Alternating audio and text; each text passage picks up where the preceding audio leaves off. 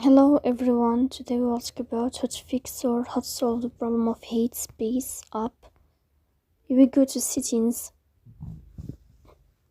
In this page you will click on apps, default apps, app settings. In this list you will search about the application of Headspace and you will click. Then here in this window you will click on first stop and you will click OK. Then you will enter to storage. Here you will click on clear cache.